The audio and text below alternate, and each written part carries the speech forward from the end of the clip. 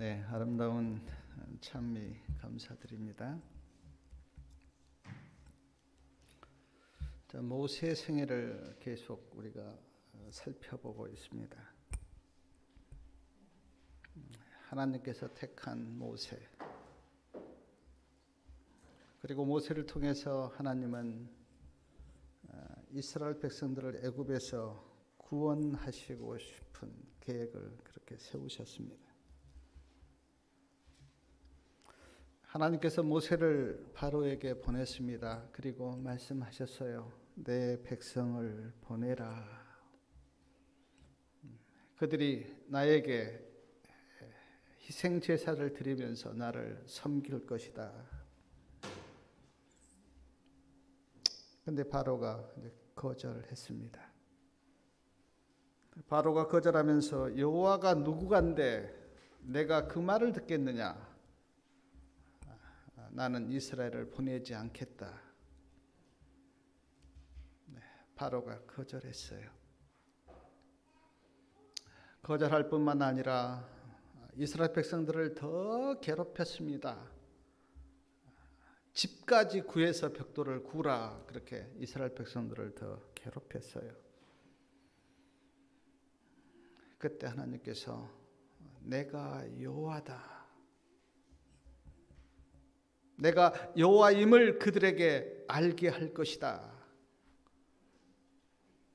그렇게 말씀하시면서 이제 오늘 보겠지만 열 재앙을 애굽에 내리십니다. 바로로 하여금 여호와가 어떤 분인지 알도록 하기 위하여 열 재앙을 내리세요. 열 재앙을 내리시기 전에 출애굽기 7장 10절에 보면 모세와 아론이 바로 앞에 갔습니다. 그리고 말씀하신 대로 지팡이를 던졌어요. 그 지팡이가 뱀이 되었습니다. 이 하나만 보고 하나님의 위대하심과 능력을 바로가 알았다면 그런 큰 피해를 당하지 않았을 거예요. 근데 교만하고 거만한 바로가 굴복 안 하죠. 말씀해 보니까 바로도 애국 술객들을 불렀습니다. 그리고 술객들도 지팡이를 던졌어요. 근데 뱀이 되었어요. 정언해 보니까 그거는 진짜 뱀이 아니고 사람의 눈을 속인 묘법이었다, 그렇게 나옵니다. 모조품을 그 술객들도 그렇게 만들어낸 거예요. 영적 선물 205페이지에 보니까 사단이 그들을 도왔다, 그렇게 기록되어 있는데 사단이 하나님의 능력을 축소화시키기 위해서 그렇게 이제 모조품을 만들어낸 거죠. 근데 출애굽기 7장 12절에 보니까 아론의 지팡이가 그들의 지팡이를 삼켰다, 그렇게 말씀에 기록되어 있는데 부자 선지자 264페이지에 보니까 지팡이를 삼킨 게 아니고 뱀을 삼켰다. 아론의 지팡이가 뱀을 이렇게 되게 했는데 그 뱀이 술객들의 그 뱀을 삼켰다, 그렇게 나와 있는데 그 삼켜버렸다고 하는 그 의미가 뭐냐면 진짜 무엇이 참인가 하는 것을 이제 그들에게 정확하게 보여준 거죠. 그리고 이제 열 재앙이 내립니다. 열 재앙이 무엇인가는 우리가 너무 많이 들어서 잘 알고 계시죠. 그래서 내가 그 열 재앙의 내용에 대해서는 자세하게 말씀드리지 않겠습니다. 한번 출애굽기를 한번 읽어보시기 바라겠습니다. 첫째 재앙은 지팡이를 들어 나일강 하수를 쳤을 때 하수가 피가 되었습니다. 애굽 사람들이 나일강을 얼마나 사랑하고 얼마나 그 나일강에 대해서 자부심이 강했는데 그 강물이 피로 변한 거예요. 강물이 피로 변하니까 물고기가 다 죽었겠죠. 이제 그걸 그 이적을 하나님께서 행한 겁니다. 제가 이렇게 그 증언의 말씀 이렇게 보니까 복음 성경 74페이지 이렇게 보니까 바로가 아침마다 나일강 하수에 나와서 그 신에게 그렇게 기도했다 그렇게 기록되어 있는데 애굽은 원래 그 다신이거든요.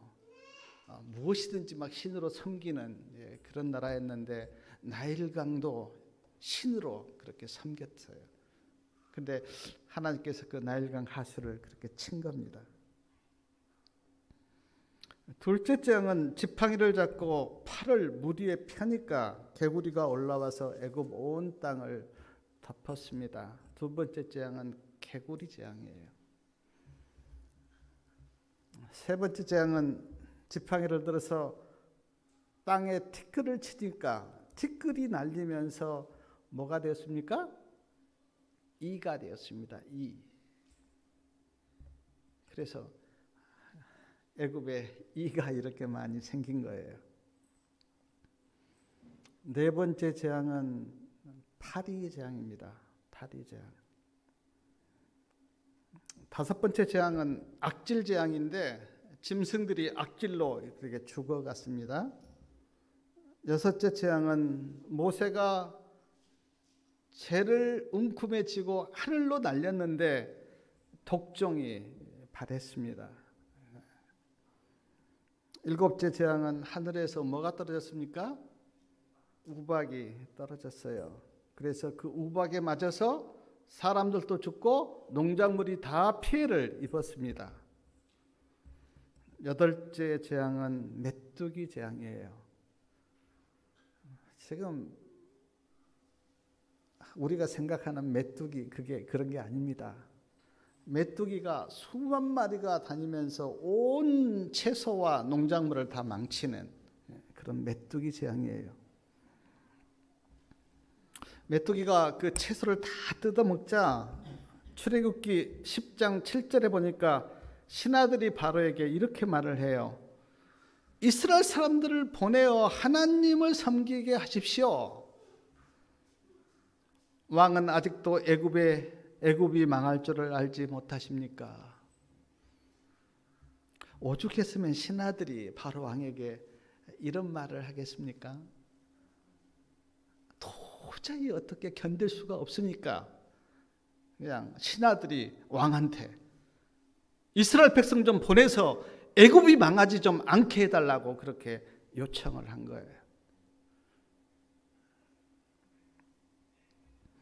아홉째 재앙은 흑암 재앙인데 출애굽기 10장 22절에 보니까 3일 동안 흑암이 덮었습니다. 사람이 사람을 알아볼 수 없었다. 그렇게 성경에 나와요. 이때 바로가 모세에게 이런 말을 합니다. 나를 떠나가고 다시는 내 얼굴을 보지 말라. 한마디로 찔린 거죠. 그때 모세가 왕에게 이렇게 대답합니다. 옳습니다. 내가 다시는 왕의 얼굴을 보지 않겠습니다. 모세도 제가 이렇게 성경 보니까 모세가 그 재앙이 이렇게 내릴 때 아주 담대해요. 애굽 왕에게 절대 이렇게 무릎 꿇지 않습니다. 그리고 열 번째 재앙은 우리가 잘 알듯이 출애굽기 11장 5절에 보니까 장자가 죽는, 그리고 짐승들도 어떻습니까? 다 초태생이 죽는 그런 재앙이에요.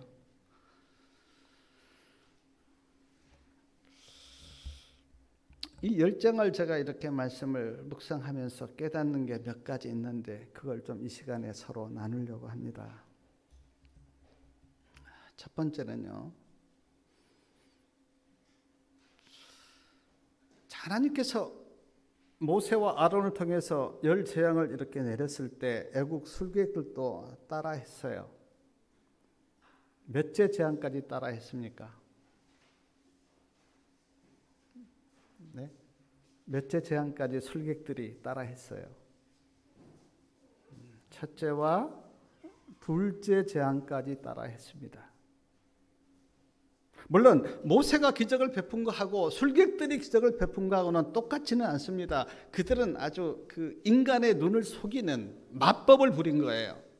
근데 어쨌든 성경에 보니까 첫째 재앙과 둘째 재앙, 개구리 재앙까지는 그 술객들도 따라했어요. 근데 셋째 재앙, 티끌이 이가 되는 이 이적은 애국 술객들이 따라하지 못했습니다. 그리고 출애굽기 8장 19절 말씀을 보면 술객들이 바로에게 이렇게 말해요. 이것은 하나님의 권능입니다. 우리는 못합니다. 하나님의 권능입니다. 그렇게 술객들이 바로왕에게 그렇게 이야기해요. 인간으로서는 할 수 없는 하나님의 권능입니다. 우리는 못합니다. 맞죠? 하나님의 권능이에요. 티끌을 날렸는데 티끌이 날아가면서 어떻게 이가 됩니까? 인간은 못하죠. 하나님의 권능이에요. 사랑하는 여러분, 구속의 경륜을 우리가 너무나 많이 듣고 알고 있는데 구속의 경륜이 하나님의 권능 아닙니까? 어떻게 하나님이 인간이 되셔서 구속을 이루신 그 일이 어떻게 인간으로서 이루어지겠어요? 하나님의 권능이죠.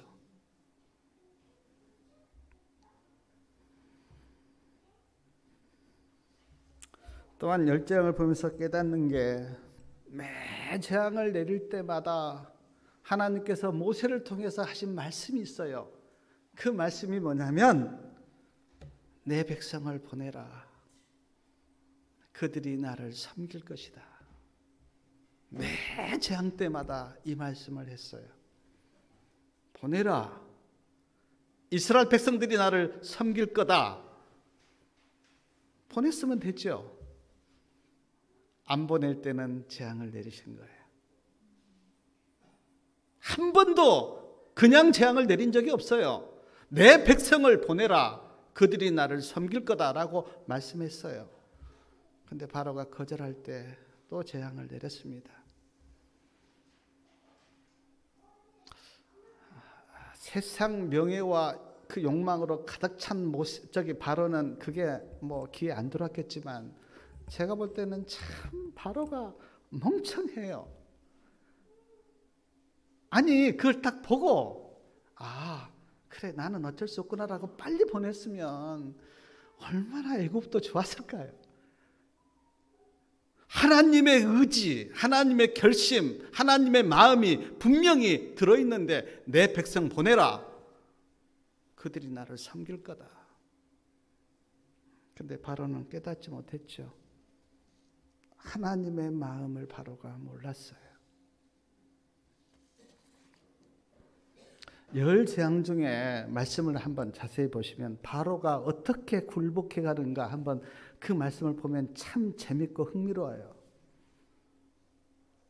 철저하게 바로가 굴복해 가는데 처음에는 우리가 다 알듯이 이제 큰 소리 쳤습니다. 나 절대 못 보낸다. 여호와가 누구냐? 나 못 보낸다. 그렇게 큰 소리 친 바로가 어떻게 굴복해 가냐면 출애굽기 8장 8절에 보니까 바로가 굴복합니다. 내가 이 백성을 보내겠다. 그렇게 굴복해요. 그리고 파리재앙 때 출애굽기 8장 28절에 보면 또 굴복합니다. 너무 멀리는 가지 마라. 한번 출애굽기 8장 28절 말씀 좀 우리 같이 읽어볼까요?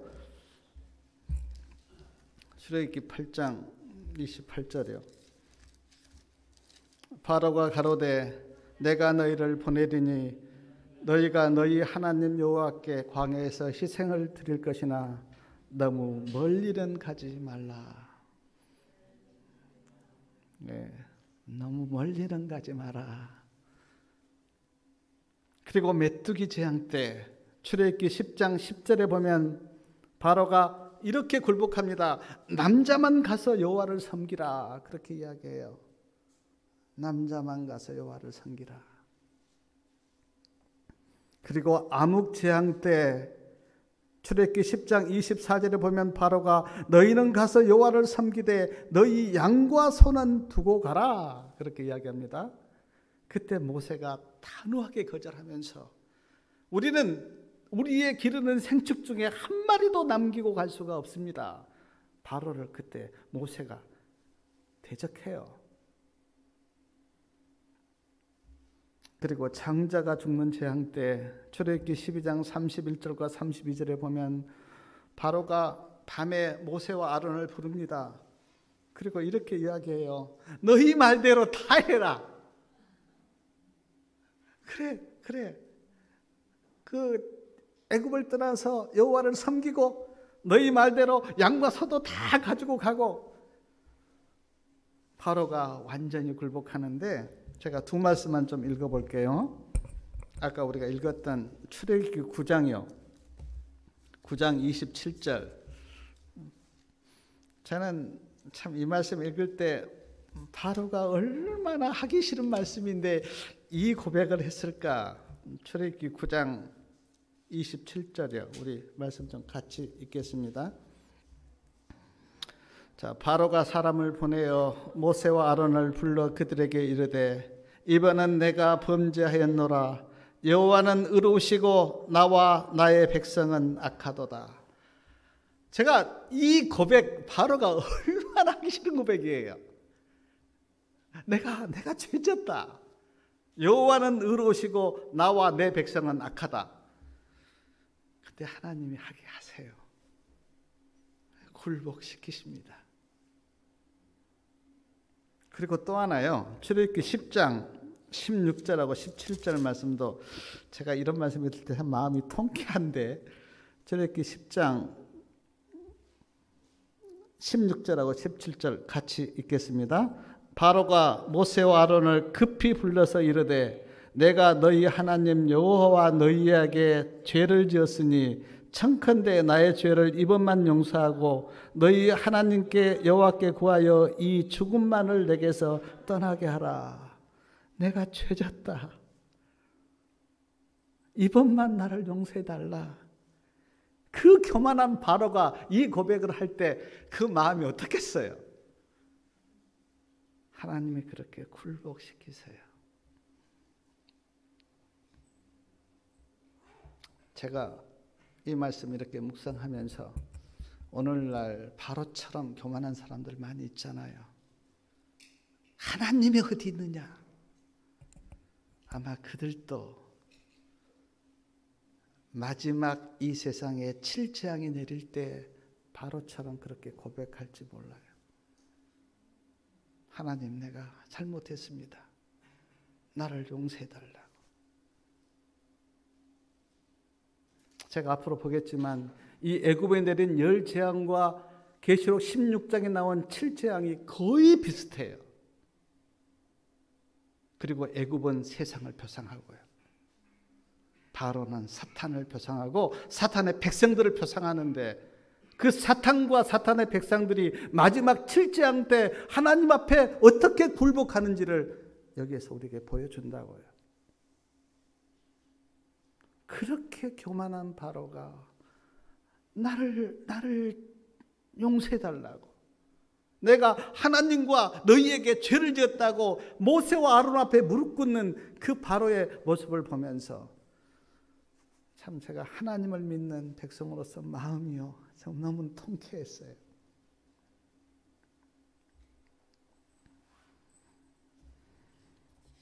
사랑하는 여러분, 우리가 성경을 보면서 마음이 깊은 것은 우리는 끝을 알고 있잖아요.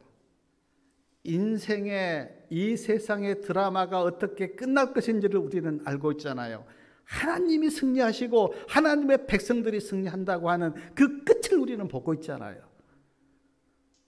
그래서 우리가 지금 조금 힘들고 어려워도 우리는 그 끝을 보기 때문에 희망을 가지고 소망이 있잖아요.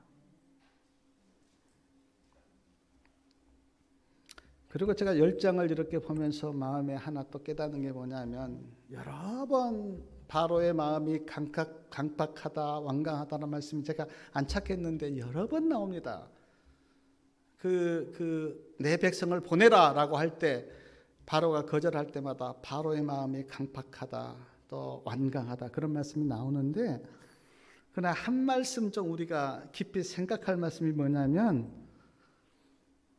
여호와께서 바로의 마음을 강팍하게 하였다라는 말씀이 4군데 나와요. 제가 찾아보니까 출애굽기 9장 12절, 또 10장 20절, 10장 27절, 11장 10절 4번이나 여호와께서 바로의 마음을 강팍하게 하였다라는 말씀이 4번 나와요. 근데 이거 이해됩니까? 어떻게 그 하나님이 인간의 마음을 강팍하게 합니까?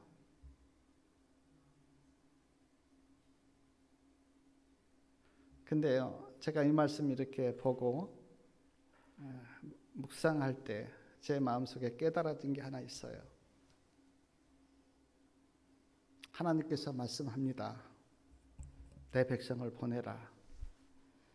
그들이 나를 섬길 거다. 그렇게 말씀해요. 이 하나님의 말씀을 거절하면 어떻게 됩니까? 마음이 강팍해져요. 하나님의 말씀, 하나님께서 말씀하셨는데 그 말씀을 거절하면 마음이 강팍해져요. 맞습니까? 하나님의 그 말씀에 순종하고 그 말씀을 따라가면 우리의 마음이 참 부드러워지고 온유해지고 하는데, 그 말씀을 거절하면 마음이 강팍해져요. 근데 지금 바로가 계속 그 말씀을 거절할 때 성경에는 어떻게 기록했냐면, 여호와께서 바로의 마음을 강팍하게 하였다, 그렇게 기록되어 있는데, 그 의미가 뭐냐면 하나님의 말씀을 거절할 때마다 바로의 마음이 강팍해졌다, 그런 의미예요. 그런 의미예요.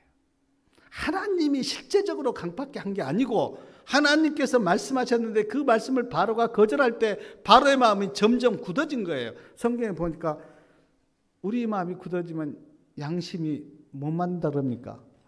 화이 맞는다. 오늘 우리도 마찬가지예요.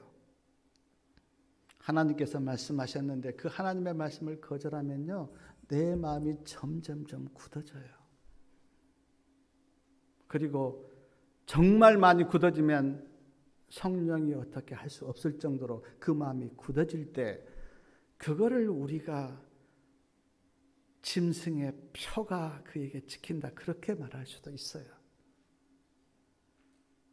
내가 하나님께 늘 순종해서 하나님의 사람이 될 때 그 인을 우리가 맞는데, 그 인은 네가 하나님의 백성이라고 하는 표고, 하나님의 말씀을 계속 거절할 때 우리에게 뭐가 찍히냐면, 너는 이제 하나님의 사람이 아니라고 하는 표가 우리에게 찍힐지도 모르는데 마음이 강팍해진다고요.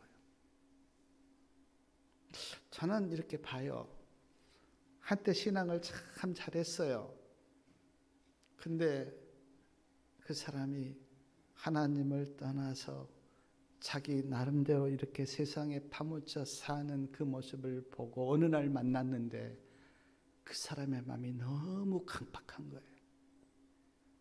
은혜가 없고요, 그 마음에 하나님을 사랑하는 마음이 없고요, 형제를 긍휼하게 여기는 마음이 없고요, 너무 이기적이고 너무 세상적이고 하는 그런 사람을 우리가 그 하나님을 떠난 사람에게 본다고요. 바로처럼 하나님을 떠나서 하나님의 말씀에 계속 거절하고 하니까 마음이 그렇게 강팍하게 된 거예요. 사랑하는 여러분, 우리는 그렇지 않도록 조심하시기 바랍니다. 아주 민감하게 하나님의 음성을 들어야 돼요. 그리고 그 음성에 우리가 믿음으로 순종하셔야 돼요. 그래야 우리의 심령이 부드러워져요.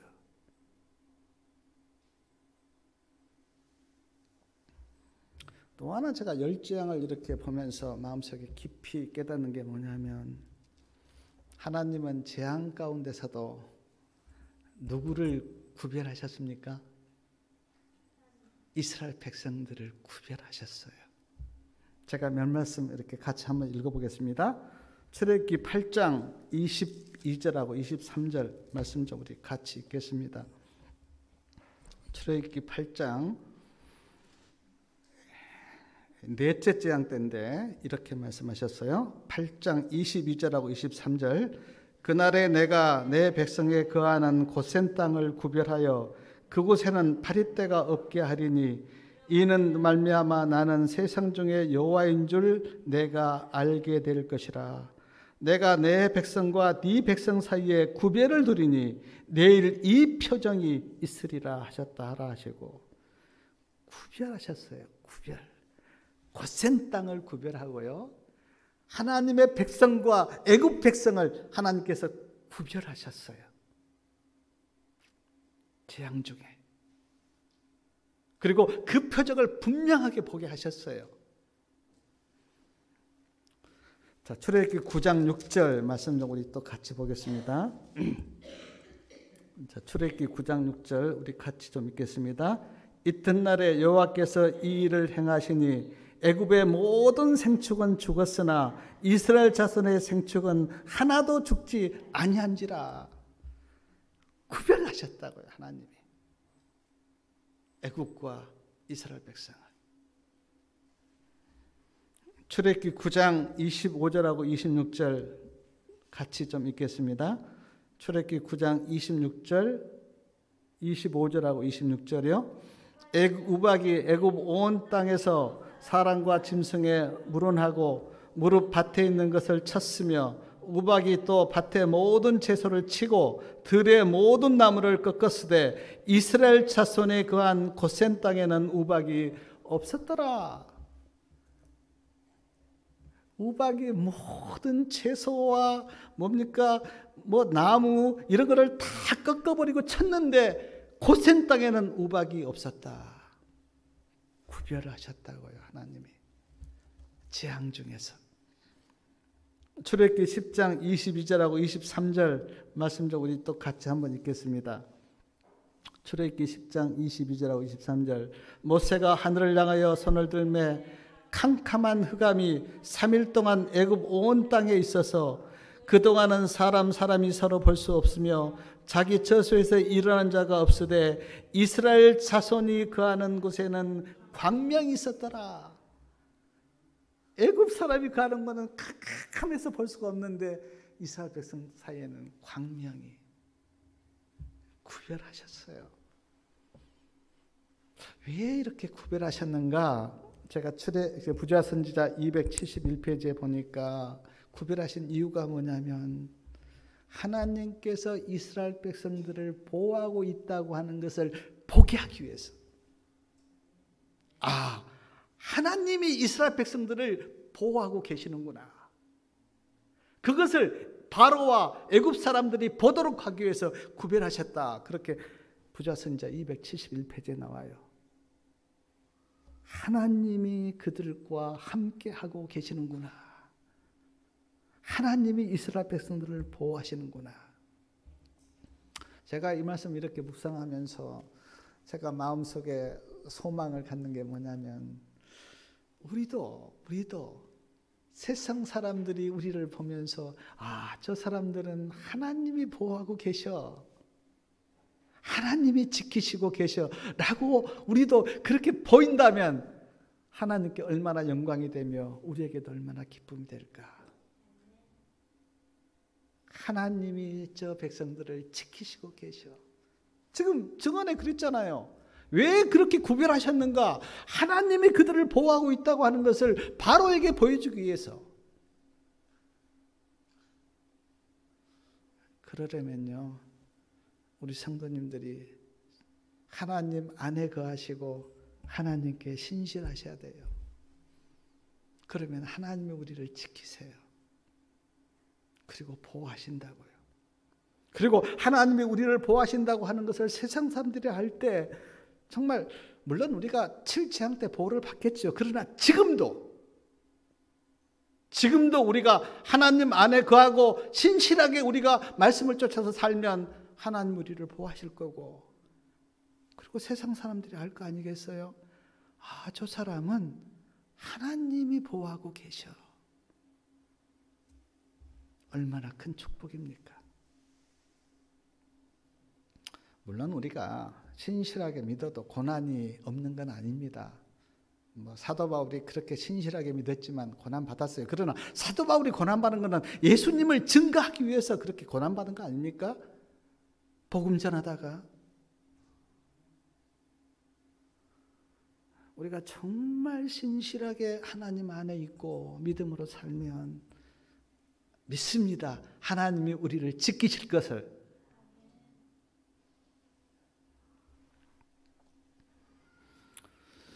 그리고 또 하나 제가 깨닫는 게 그 열재앙, 아까 제가 말씀드렸죠.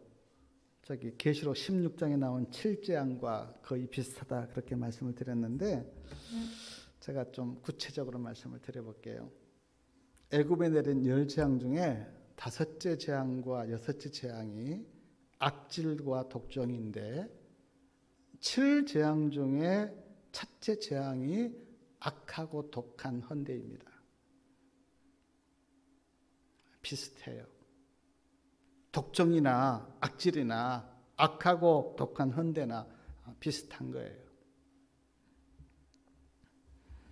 10재앙 중에 첫째 재앙이 하수, 나일강 하수가 피가 되는 재앙인데, 7재앙 중에 둘째 재앙이 바다가 피가 되고, 셋째 재앙이 강과 물 근원이 피가 돼요. 비슷합니다. 10재앙 중에 9째 재앙이 3일 동안 해가 빛을 잃은 암흑인데, 7재앙 중에 넷째 재앙이 해에게 부어져요. 해에게.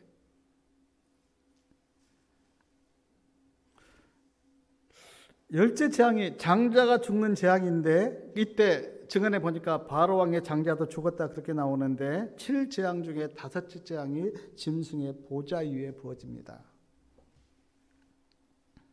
10재앙 중에 첫째 재앙이 나일강 하수를 찾는데, 7재앙 중에 6째 재앙이 유브라데 강에 부어져요.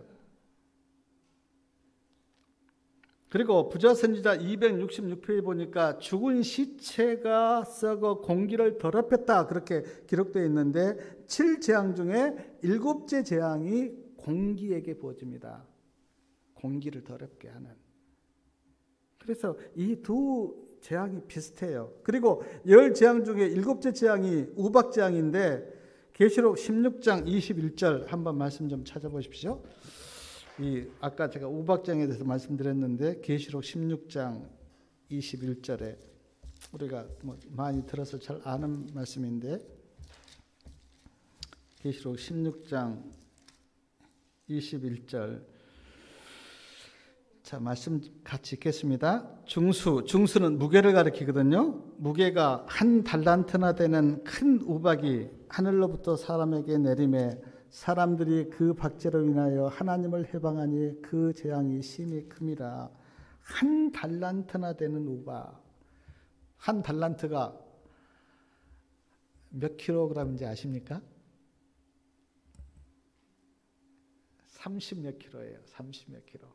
그러니까 우박이 30 몇 킬로, 그게 지금 떨어지는 거예요.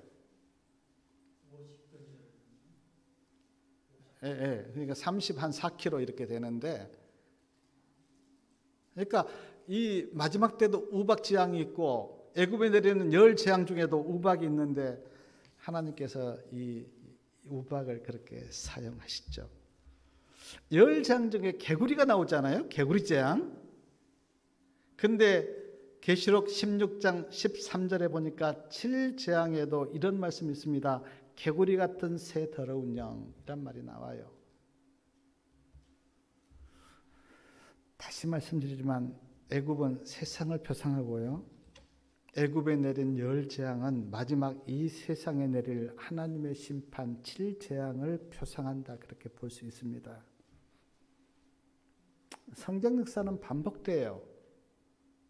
성경을 이렇게 우리가 읽어보면 그 어떤 끝이 있잖아요. 끝이 있고 다시 시작하고, 끝이 있고 다시 시작하고, 그런 말씀이 참 많은데, 우리가 창세기에 창조가 있고 한 단락이 언제 끝나냐면 노아 때 끝나잖아요. 노아 때 하나님께서 세상을 심판하시잖아요. 그리고 노아의 8 식구로 다시 출발을 하잖아요. 그리고 그 출발이 또 어디에서 끝납니까? 아브라함 때 끝나요. 하나님께서 아브라함을 또 불러서 이스라엘 백성을 만드셔서 또 역사를 이루어 가시잖아요. 그리고 이스라엘 백성들이 바벨론에게 망했을 때 또 한 단락이 끝나고, 그리고 또 예수님 시대, 또 사도 시대, 그렇게 하면서 단락들이 그렇게 이어지잖아요. 근데 오늘 또 우리가 애굽이 열 재앙으로 망하는 이 표상이 뭐냐면, 마지막 세상이 7재앙으로 망하는 하나의 표상으로 그렇게 성경에 기록되어 있다고요. 그리고 또 하나 제가 그 애굽에 내린 열 재앙을 보면서 깨닫는 게 뭐냐면 하나님의 모습이에요. 저는 제가 이렇게 말씀을 보면서 여기에 나타나 있는 하나님의 모습이 무엇인가 제가 굉장히 주목하는데, 제가 7재앙을 읽으면서도 그랬어요. 10재앙을 읽으면서도 여기에서 볼 수 있는 하나님의 모습이 뭡니까? 제가 하나님께 기도할 때 몇 가지 마음속에 떠오른 것이 있었는데, 하나는 이스라엘 백성들을 애굽에서 구원해 내시는 그 언약을 지키시는 하나님,